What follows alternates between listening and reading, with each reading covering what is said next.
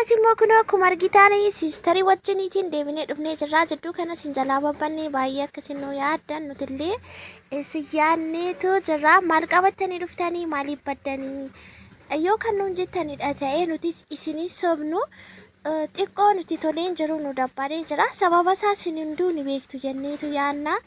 Walumaa gala isaatti turtii keessan viidiyoo kana wajjin godhaa. Warri nu jaallattan warri nu yaaddan akkasumallee warri yaada tokko tokko karaa keessaas ta'e karaa koomentiidhaan nuuf qodaa turtanii viidiyoo keenya laayik gochuun nu waliin turaa. Nageenyi isiniif haa ta'u. Akkam jirtu fayyaa keessanii jirra galata waaqayyo.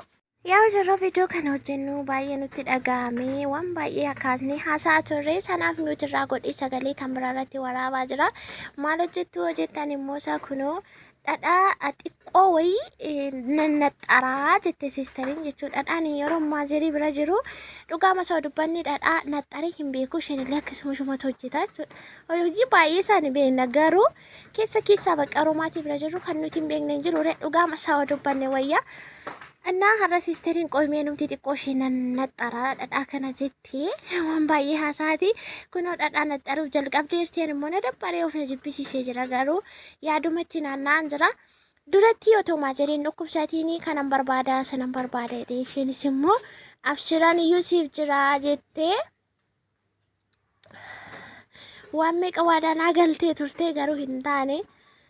Kunina jalaa hafee kunnatti baden jedhu waaqayyommas taanaan fayyummaa isheetti akka nu deebisuu lubbuu ishee akka nu dheerisuudha eebuuf yawwiin keenya cinqatiin keenya inni guddaanis innaa kunoo gaa siistariin isheen kun isheen macarrashaadha karaa dubartoota isiniin jedheera. Isheen kunoo gan beekuu naxxaree man ilaalaa maal ta'a akkam ta'a jetti amma maazerii bira deemne maazeriin ciisaa jirti. Ishee bira dhandhee akkamitti hojjenna akkam goone hojjenni hin aarti itti dhagahama baay'ee itti dhagahama bakka maaliifi haadholiin dhala isaaniif gaafa hidhaanii of wareegu lubbuu isaanii dabarsanii kennuu ni beektu mitiire haati haadhomaa akkuma isinuu beektanii sababa kanarraa kan ka'e maal takka itti dabalamu maal takka ta'ullee gaafachuu hin barbaannu aariitti kaasuu hin barbaannu sim jennee miira keenya dhokfannee ishee biratti kolfinee maal jennee duubaan immoo baay'ee ulfaata wantichi. Bakka madaa hin fayyine madaa hin qoorre jechuudha baay'ee tokko ulfaata.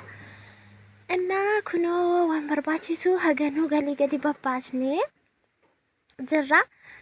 Bakka ani wanti hundumtuu hirlim dirgim jedhee haafuu jedhee jala mura akkasittiin ofamansiisa. Isheen immoo gaa siistariin isheen hangafnis immoo jirti asin amma asirratti hin jirtu malee kushinaa arti isheen immoo kushinaa isaalaa jechuudha. Haadha Asteer jechuudha isheen. Innaa kunoon yaaduma biraa baay'ee waree lafaa siistariin immoo haala kanaan hojjechaa jirti dhadhaa naxxaruudhaa fi baay'ee hin naxxaru yoon balleesse xiqqoo ishee hojjedheen irratti immoo ilaalla yoo gaas jidduutti immoo bilbilatu galagaa bilbilli samuuna kanaas immoo boqonnaan qabdu kan koo akkasii kunoo dhadhaa naxxaruutti jira jechuudha. Wantoonni xiqqeessineetudha garuu baay'ee isaa miti yoo bade immoo booda hunda balleessuurra jennee yaalii gaggeessaa jirra. Yaalas malees immoo homaa hin baratanii mitiire wantoonni nuti fayyadamne akka beekumsa keenyaatti jechuudha. Dogoggortan hojjettanii koomentii irratti nu gorsuu dandeessu fudhanna gorsa keessan dogoggora keenyas immoo hin amanna.